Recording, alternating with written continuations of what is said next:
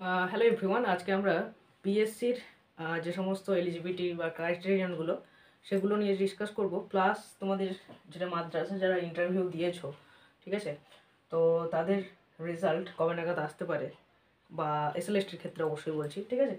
তো সেই সংক্রান্ত কিছু ইনফরমেশন তোমাদেরকে প্রোভাইড করে দেবো।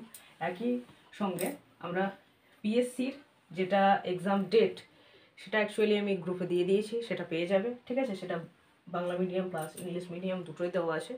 তোমাদের যে সমস্ত প্রশ্নগুলো সঙ্গে রয়েছে, মানে এলিজিবিলিটির অর্থে গ্র্যাজুয়েশনের মার্কসটা যদি মাস্টার ডিগ্রি না করা থাকে সেক্ষেত্রে, অ্যান্ড তারপরে তোমার যে ভ্যাকান্সিটা, তো ভ্যাকান্সিটা আমরা আগে পেয়েছিলাম আপডেট, এখন বর্তমানে কিছু প্রেজেন্ট আপডেট পাইনি, ঠিক আছে, যেটাকে আপডেট বলা যায় না। হ্যাঁ, তো ওটা 2023-এ যেটা আমরা জেনেছিলাম সেই অনুযায়ী আগাবো, ওকে। অ্যান্ড সঙ্গে পিএসসির যে এক্সাম প্রসিজারটা, ঠিক আছে, তো এক্সাম প্রসিজার সেটা সম্পর্কেও কিন্তু আমরা দেখে নেবো, ওকে। তো প্যাটার্নটা পরীক্ষার কীরকম হবে দেখো। প্যাটার্ন পিএসসির বর্তমানে বেশিরভাগ পরীক্ষায় যে প্রসেস অবলম্বন করে হয়, অর্থাৎ এমসিকিউ, তো এমসিকিউ প্যাটার্নে পরীক্ষা হবে। যদিও এখানে নেগেটিভ থাকবে কিনা সেটা সম্পর্কে কিন্তু আমরা আপাতত অ্যাওয়্যার নয়। তো নেগেটিভ রাখতে পারে, নেগেটিভ যেহেতু থাকছে বেশিরভাগ পরীক্ষার ক্ষেত্রে নেগেটিভ রাখতে পারে। হ্যাঁ, যদিও এ সম্পর্কে কিন্তু এখনও পর্যন্ত কোনো অবগত নয়, এবং যে গেজেটটা পাবলিশ হয়েছিল 2023-এ, সেই গেজেটেও কিন্তু এই নিয়ে কোনো রকম কিছু ইনফরমেশন দেওয়া হয়নি, ওকে। তো এখানে দেখো যে এমসিকিউ প্যাটার্নে এক্সাম হবে, সেটা স্যাঙ্গুইন। প্লাস এলিজিবিলিটির ক্ষেত্রে বলবো, অ্যান্ড সব মোস্ট ইম্পর্টেন্ট যেটা, সেটা হচ্ছে সিলেবাসটা, ঠিক আছে। তো সিলেবাসটা দেখো, সিলেবাসটা লাস্ট আপডেটেড সিলেবাস, এবং এমন নয় যে পরীক্ষাটা প্রত্যেক বছর হয় বা সিলেবাস সম্পর্কে আমাদের একটা আপ টু ডেট ধারণা থাকবে, সেরকম তো নয়, তাই না। তো সিলেবাসটা আমরা যেটা লাস্ট সিলেবাস, সেই সিলেবাসকে নিয়ে আগাচ্ছি এবং সেই সিলেবাসকে নিয়ে আগাবো। তো সিলেবাসটা কি চেঞ্জ হতে পারে, এটা একটা কোয়েশ্চেন তো অবশ্যই। দেখো, সিলেবাসটা চেঞ্জ করার চান্স খুব অল্প অল্প রয়েছে। কিছু টপিক আমি যেটা বারবার বলি, আমাদের মাইন্ড একটা অনেক কিছু নিজের মেন্টালিটির উপর ডিপেন্ড করে, ঠিক আছে। তো কিছুটা মাইন্ড প্রিপারেশন নিয়ে রাখো যে কিছু হয়তো ইনক্লুড করতে পারে, ঠিক আছে। If they exclude any topic or include any topic, we will not care about that, ঠিক আছে। তো আমরা সেটাকে কিন্তু কভার করব, এই মোটিভটা থাকে যেন, ওকে। তুমি সেলফ স্টাডি করো, তাতেও নিজে বাড়িতে করে নেবে, কোনো চাপ নেই, ওকে। অ্যান্ড যদি কোনো কোনো টিউটর থাকে, টিচার থাকে, অনলাইন বলো অফলাইন বলো, তো সেক্ষেত্রেও হয়ে যাবে, ওকে। এবং কিছুটা লাইন বাই লাইন এক্সপ্লেনেশন তোমাদের নিজে থেকে নিজের দায়িত্বেই করতে হবে প্রত্যেকটা। যেমন ধরে নাও প্রাইড অ্যান্ড প্রেজুডিসটা, তো প্রত্যেকটা চ্যাপ্টারে সেটা যদি করাতে যায় তো গোটা 6 মাস টাইম ওতেই লেগে যায় প্রাইড অ্যান্ড প্রেজুডিসে, তাই না। তো দেখো, এক্ষেত্রে আমরা বলবো যে কিছুটা চ্যাপ্টার আমি তোমাদেরকে বুঝিয়ে দেবো প্রত্যেক ক্ষেত্রেই, বাকি কিছুটা নিজে থেকে পড়ে নেবে। যদি না বুঝতে পারো তখন তো প্রত্যেকটা টিচারই আছে, তাই না। তো যাই হোক, এলিজিবিলিটির ক্ষেত্রে বলবো, দেখো দুটো প্রশ্ন আমরা এলিজিবিলিটিকে কেন্দ্র করে পাচ্ছি। একটা হচ্ছে যদি গ্র্যাজুয়েশন থাকে অনলি, অ্যান্ড তার সঙ্গে যদি মাস্টার্স থাকে। তো দেখো, প্রথমত যেটা এনসিটির রুল 50% মিনিমাম, 50% মিনিমাম তোমাকে দেখাতে হবে। যদি 50% না থাকে, গ্র্যাজুয়েশনের ক্ষেত্রে বলছি অবশ্যই এটা, হ্যাঁ। তো এটা কিন্তু আমি গ্র্যাজুয়েশনের ক্ষেত্রে বলছি, ক্লিয়ার। যদি 50%-এর কম থাকে, যদি ইনকেস মানে ইফ, ঠিক আছে, তো যদি এটা থাকে তাহলে কি হবে, সব যদি যদি নদীতে যেত, যাই হোক। তো সেক্ষেত্রে তোমার মাস্টার ডিগ্রিতে, মাস্টার্সে তোমার 50-র আপ দেখাতে হবে, ঠিক আছে, সেক্ষেত্রে তুমি এলিজিবল হবে। মাস্টার্সে যদি 50% বা তার আপ থাকে তাহলে, গ্র্যাজুয়েশনে যদি 50-র কম থাকে তাহলে কোনো প্রভাব পড়বে না, ক্লিয়ার। ধরে নাও 9-10-এর জন্য তুমি বসছো, দেখো পরীক্ষা 11-12, 9-10 লেভেলের হয়তো একটা পরীক্ষায় নেবে, হ্যাঁ। যেহেতু পরীক্ষার এক্সাম ডেটটা একটা ডেটই দিচ্ছে বাংলা মিডিয়ামের ক্ষেত্রে, ইংলিশ মিডিয়ামের ক্ষেত্রেও একটা ডেট দিচ্ছে, দুটো ডেট দিচ্ছে না, ঠিক আছে।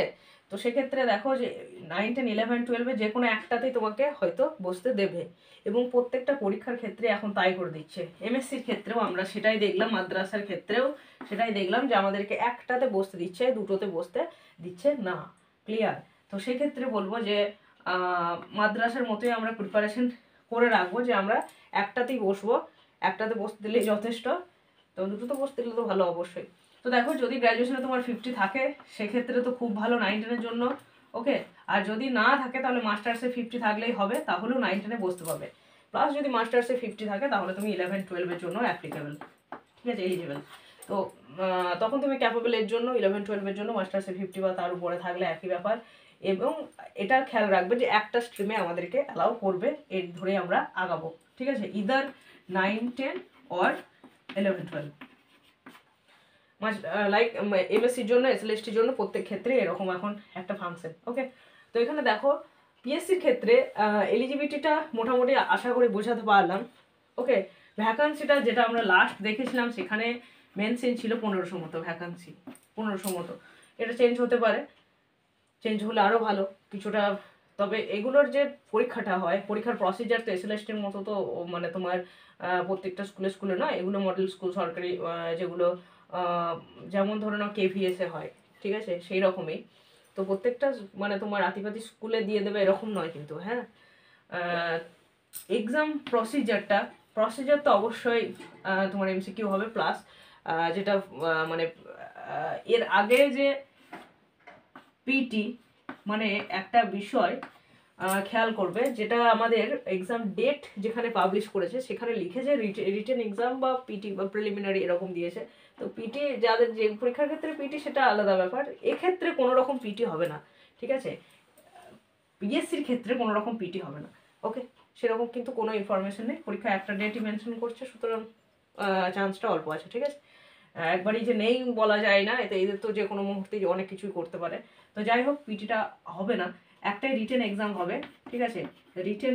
রিটেন এক্সাম অর্থাৎ এমসিকিউ প্যাটার্নের যেটা, হ্যাঁ, রিটেন এমসিকিউ প্যাটার্নের সেটা হবে তোমার। অ্যান্ড তারপরে সেখানে যেটা রেজাল্ট আউট হওয়ার পরে সেটা নিয়ে কিন্তু ইন্টারভিউটা হবে, ক্লিয়ার। তো তারপরে কিন্তু ইন্টারভিউ হবে এবং লাস্টে তোমাদের যেটা মেরিট লিস্ট সেটা পাবলিশ করবে, ক্লিয়ার। তো এক্ষেত্রে দেখো মোটামুটি আমরা 90+10-এর যদি স্কেডিউল ধরি 100-এর মধ্যে, তো 100-এর মধ্যে ওয়েটেজ বের করবে, আর 90-এর মধ্যে কাট অফটা নেবে। কত কাট অফ হবে এত কোয়ালিফাই কিছু নয়, এতে তোমার কাট অফ বেরোবে নিশ্চয়ই, যেহেতু ভ্যাকান্সি কম দেবে। প্রচুর যে ভ্যাকান্সি দেবে বলে তো মনে হয় না, কেননা ডিক্লেয়ার করেছিল 1500 মতো, তো সেক্ষেত্রে হিউজ ভ্যাকান্সি কোথা থেকে পাবে, হিউজ ভ্যাকান্সি আসবে না যত সম্ভব। যদিও দেখো দেওয়া তো ভালো, ভ্যাকান্সি যত দেবে তত ভালো আমাদের, হ্যাঁ। তো যাই হোক আমরা এটা নিয়ে আলোচনা করলাম। তো এখানে যেগুলো মোটামুটি বললাম আশা করি বোঝাতে পারলাম। এবার ফর্ম ফিল আপটা অ্যাকচুয়ালি দেখো, ফর্ম ফিল আপের ডেট তো এখন কিছু মেনশন করেনি ফর্ম ফিল আপে। তো এই ক্ষেত্রে একটা বিষয়, যখন অ্যাডভার্টাইজমেন্টটা বেরিয়েছিল তখন আমি তোমাদেরকে জানিয়েছিলাম যে ফর্ম ফিল আপের পরে মোটামুটি 6 মাস পাবে টাইম, ঠিক আছে, মোটামুটি 6 মাস পাবে সেটাই আশা করা যায়। তো আমরা একটা মানে তোমার পরীক্ষাটা এক্সামটা এখনও পর্যন্ত দেরি আছে, 7-8 মাস তো পেয়েই যাব। তো তার ফর্ম ফিল আপ প্রসিজারটাও শুরু হবে, এর আগে একটা ফুললি গেজেট পাবলিশ করা অবশ্যই উচিত, যাতে থরোলি সমস্ত কিছু বর্ণনা করবে। সিলেবাস একবার পুনরায় পাবলিশ করা উচিত, ঠিক আছে। এবং সিলেবাসটা নিয়ে কোনো রকম চাপ নিও না, সিলেবাস যদি চেঞ্জ হয়, ঠিক আছে, তো সেক্ষেত্রে তোমাদের বেশিরভাগ টপিক কিন্তু কভার করানো হয়ে যাবে, কোনো রকম চাপ সৃষ্টি নিজের মাথার উপর চাপ সৃষ্টি করার প্রয়োজন নেই, ঠিক আছে। আর ফর্ম ফিল আপটা তাড়াতাড়ি শুরু হবে, তবে গেজেট পাবলিশ হবে, সে এলাবোরেট করবে কিছু বিস্তারিত ইনফরমেশন আমরা পাবো, তারপরে কিন্তু ফর্ম ফিল আপটা স্টার্ট হবে, এখনই নয়, হ্যাঁ। তো দেখা যায় যেটা অ্যানুয়াল ক্যালেন্ডার পাবলিশ করলো সেক্ষেত্রে তোমার অনেক এক্সাম সেখানে পাচ্ছ, ক্লার্কশিপ এক্সাম, মিসলেনিয়াস এক্সাম, সে সমস্ত এক্সামগুলো দেওয়া যেতে পারে, হ্যাঁ। বাকি এমএসসির ক্ষেত্রে যেটা আমি বলছিলাম যে এমএসসির ক্ষেত্রে যারা ইন্টারভিউ দিয়েছো তাদেরকে বলে রাখি ফেব্রুয়ারির 6 তারিখ থেকে মোটামুটি 10 তারিখের মধ্যে ভাবা যাচ্ছে যে যেটা ফাইনাল মেরিট লিস্ট সেটা পাবলিশ হবে ফেব্রুয়ারির 6 থেকে 10 তারিখের মধ্যে, ঠিক আছে। তো সেটা একদম যে স্যাঙ্গুইন তা নয়, তো শোনা যাচ্ছে, হ্যাঁ। তো খুব দেরি নয়, হোপফুলি আমরা আশা রাখছি। যারা ইন্টারভিউ পরে ফোন করে জানিয়েছো যে পেডাগজি থেকে যে কোয়েশ্চেনগুলো করেছে খুব মজার মজার কোয়েশ্চেন করেছে, তো সেই মুহূর্তে দেখো প্রত্যেকটা কোয়েশ্চেনের উত্তর দেওয়া সকলের ক্ষেত্রে সহজ নয়, একটা যেহেতু মেন্টাল প্রেশার থাকে। তো যাই হোক সাবজেক্ট থেকে কিছু করেছে, কিছু ইসলামিক কোয়েশ্চেন ছিল, সো হোয়াট এভার, ঠিক আছে, অসুবিধা নেই। যারা হয়ে যাচ্ছে তাদেরও ভালো, ভ্যাকান্সিটা যেহেতু কম, তো প্রত্যেকে তো হবে না, কিছু তোমার এক্সপ্লোর তো বাদ তো যাবেই। হ্যাঁ, তো সেক্ষেত্রে যাদেরই হোক ভালো, কিছুটা তো এগিয়ে যাচ্ছে। বাকিদের জন্য আমি বলবো যে পিএসসি যেটা অ্যাসিস্ট্যান্ট মাস্টার মিস্ট্রেস, সেটাই একটা রাস্তা আছে। অ্যান্ড এসএলএসটির জন্য তোমরা কিন্তু প্রিপারেশন একই সঙ্গে নিতে শুরু করো, ঠিক আছে? এসএলএসটির জন্য বারবার বলছি, এসএলএসটির জন্য প্রিপারেশন না নিলে হট করে কিন্তু পারবে না, ঠিক আছে? এসএলএসটির জন্য যদি 11-12-এর জন্য পরীক্ষা দেবো ভাবছো, তাহলে সেক্ষেত্রেও বলবো তোমরা যেটা নোভেল সেটা স্টাডি করো। ইউটিউবে এমনিতেও তো প্রচুর ভিডিও পাবে, ফ্রি ভিডিও পাবে, কোনো গাইডেন্স পাবে, গ্র্যাজুয়েশনেও হয়তো বা মাস্টার ডিগ্রিতে হয়তো নোভেলগুলো ড্রামাগুলো পড়ে থাকবে। তো সেক্ষেত্রে তোমাদের খুব একটা অসুবিধা তো হবে না, নিজেই পড়া যায়। হ্যাঁ, আর যদি কোনো গাইড থাকে তো আরও ভালো, সেক্ষেত্রে কোয়েশ্চেনগুলো সলভ করা যায়। তো দেখো, আশা করি অসুবিধা হবে না। হ্যাঁ, ঠিক আছে। তো ঠিক আছে, যদি তোমাদের কোনো কোয়েশ্চেন থাকে তাহলে অবশ্যই জানাবে। হ্যাঁ, okay guys, thank you, stay good, stay happy.